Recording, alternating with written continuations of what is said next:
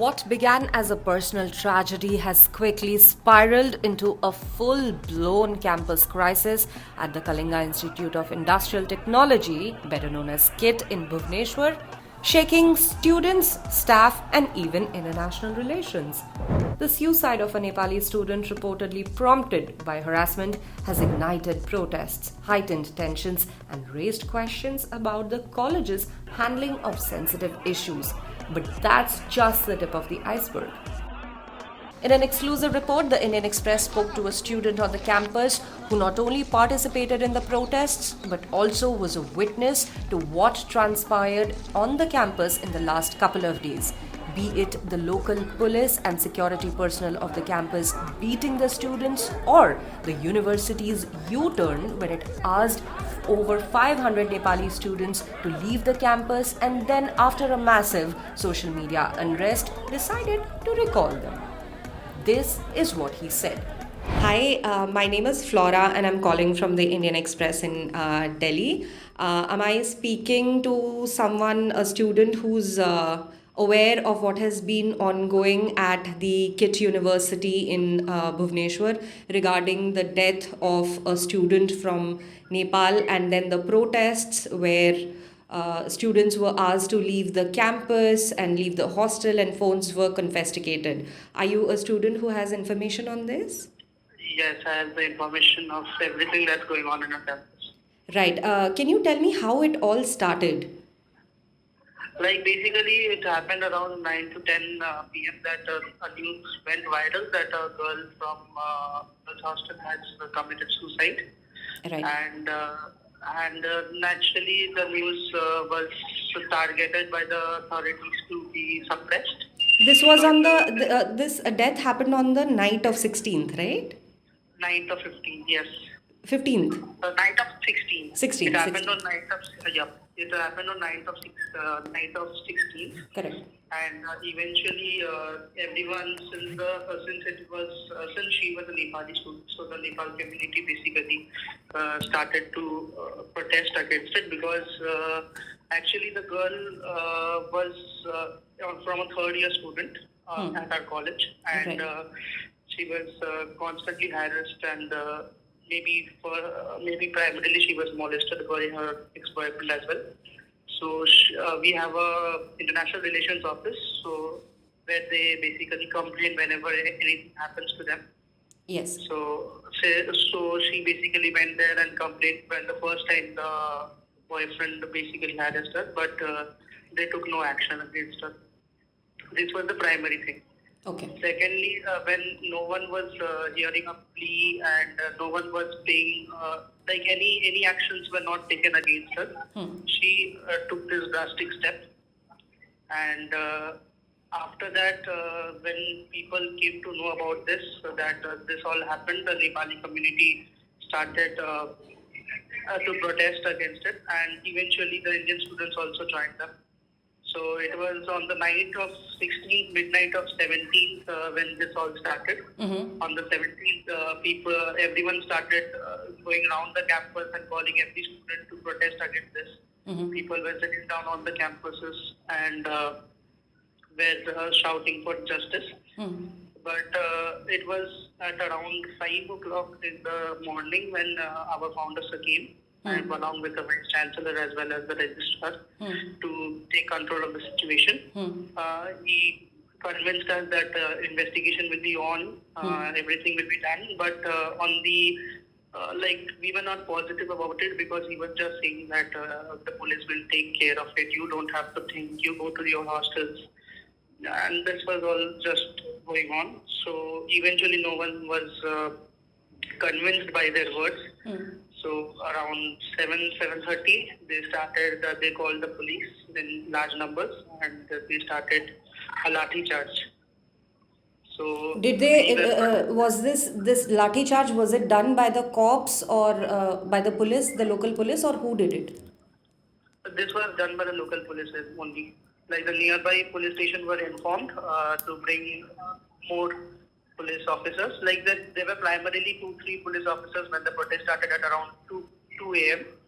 But around 7:30, when situation went totally out of control, so they called other other police officers to like take it under them. Right. So they were lathi charged since it was the protest was done on the main campus. They were lathi charged and they were dragged to the last campus of the university, which is campus 11, and they were beaten there because because their hostel were there. The university door was closed, the campus door was closed, and they were beaten very horribly.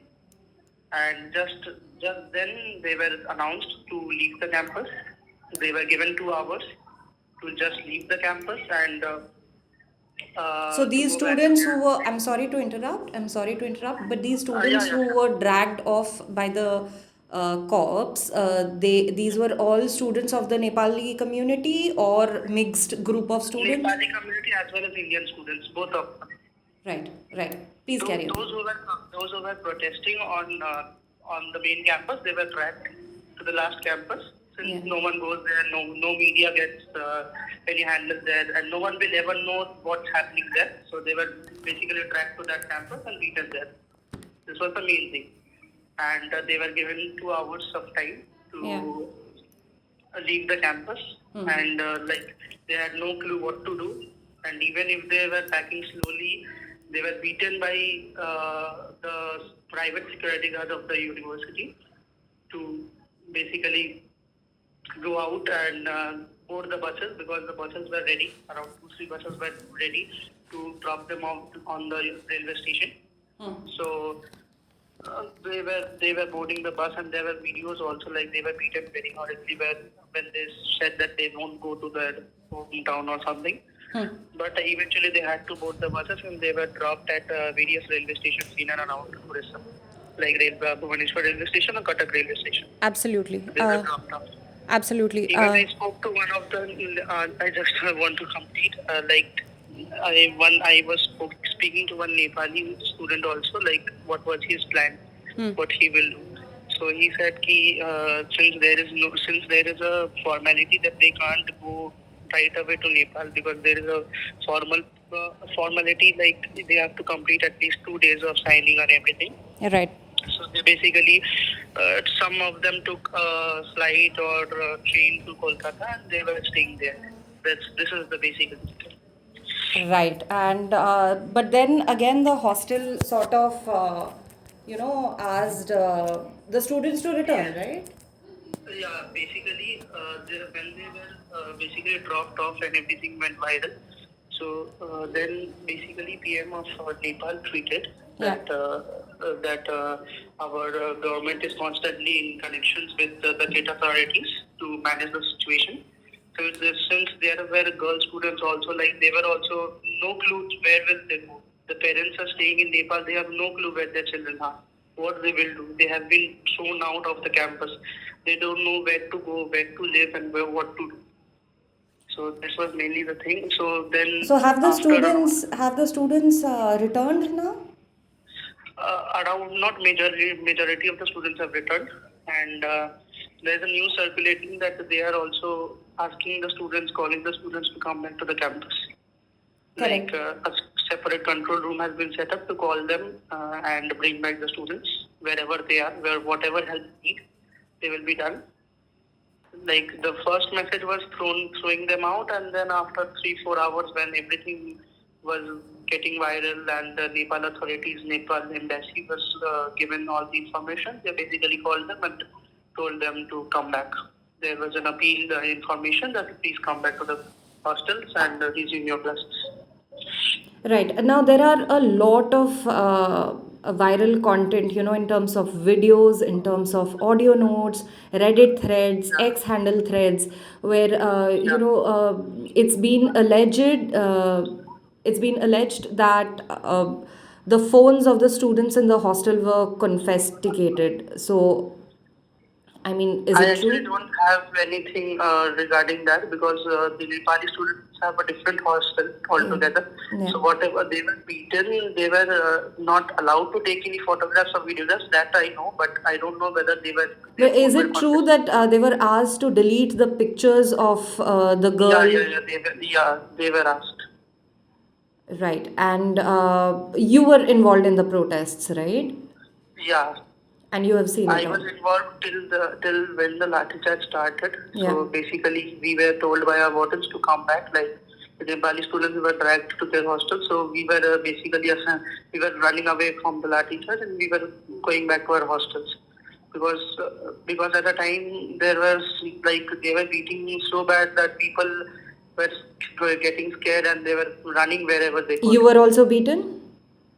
No, I was not beaten because I was taken away by my friend on a bike, so Okay. I could rush away from there. Right. What is the situation on campus right now? Right now, they are trying to keep everything normal. Students are doing a mass bunk as because they don't want to go to college. They want to know that what is happening. They don't know. They have no idea what will happen. So the Nepali students have also not come, and the campus is pretty normal now. They are acting there that everything is normal. The police are all around the campuses.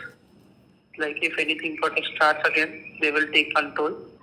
So as far as I know, the chief minister is also coming today. One more question. Were you Yeah. guys threatened that, again, this is an alleged report that you guys were threatened that in case you participated in the protests or voiced protests, your degrees would be withheld. Is this true? No, I didn't hear this at least that the release, anything about the release. This was not, but they were threatening that if you do it, the action will be taken against you, and this not exactly that your degrees will be withheld, but some actions will be taken against you that if you continue with the protests. Yeah, but the people the people who thrashed the protesting students, they were the local police and the security personnel on campus. This is for sure. Yeah.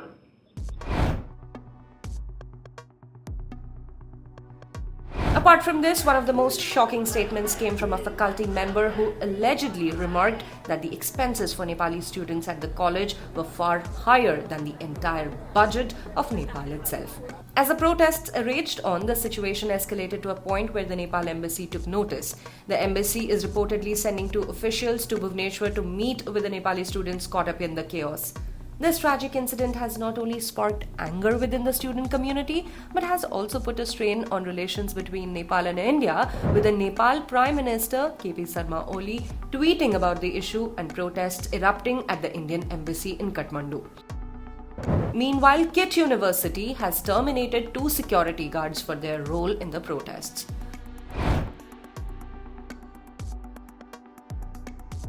On top of the campus unrest, local police forces have been deployed in significant numbers to prevent any further violence and maintain peace. The college has remained tight-lipped so far, offering no official statement beyond a notice asking the protesting Nepali students to return to their hostels, and of course, the information on the two security guards terminated.